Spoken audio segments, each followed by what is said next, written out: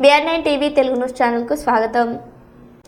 పాతపట్నం ప్రజలకు శ్రీ నీలమణి దుర్గా అమ్మవారి భక్తులకు కేంద్ర పౌర విమానయాన శాఖ మంత్రి కింజరాపు రామ్మోహన్ నాయుడు శుభవార్తను తెలియజేశారు. నర్సన్నపేట నుండి పాతపట్నం మీదుగా ఒరిస్సాను కలిపే జాతీయ రహదారి 326 పాతపట్నం వద్ద నిర్మాణంలో ఉన్న 2 లైన్ల రోడ్డు ఓవర్ బ్రిడ్జ్ కోసం అదనంగా జాతీయ రహదారుల సంస్థ నుండి 15 కోట్ల రూపాయలు మంజూరయ్యాయి.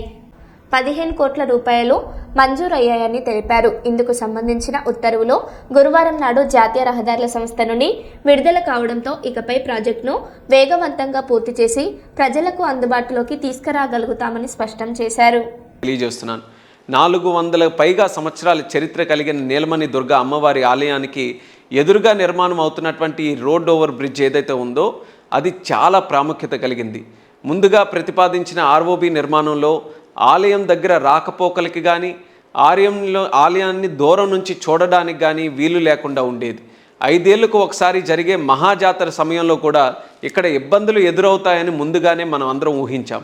ఈ నేపథ్యంలో స్థానిక ప్రజలకే కాకుండా ఆంధ్రప్రదేశ్, ఒరిస్సా రాష్ట్రాల నుంచి వచ్చేసినటువంటి భక్తులకు ఆధ్యాత్మిక కేంద్రంగా ఉన్న మన శ్రీ నీలమణి దుర్గా అమ్మవారి ఆలయం ప్రాముఖ్యతని కాపాడే విధంగా స్థానిక ప్రజల అభిప్రాయాలను కూడా గౌరవిస్తూ భక్తుల సౌకర్యాన్ని దృష్టిలో పెట్టుకొని ముందుగా ప్రతిపాదించిన రిటైనింగ్ వాల్ స్థానంలో ఇప్పుడు వయోడక్ట్ నిర్మాణం చేపట్టాలని నిర్ణయం తీసుకున్నాం.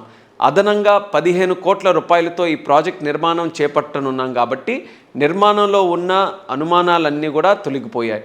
అదనపు నిధులు మంజూరు అయ్యాయి కాబట్టి మరింత వేగంగా ఈ ప్రాజెక్టుని పూర్తి చేసి ప్రజలకి అందుబాటులో తీసుకొని వస్తానని కూడా నేను తెలియజేస్తున్నాను. దీని ద్వారా భక్తుల ఆలయానికి ఎలాంటి అడ్డంకులు లేకుండా సులభంగా రాకపోకలు అనేది చేయగలుగుతారు.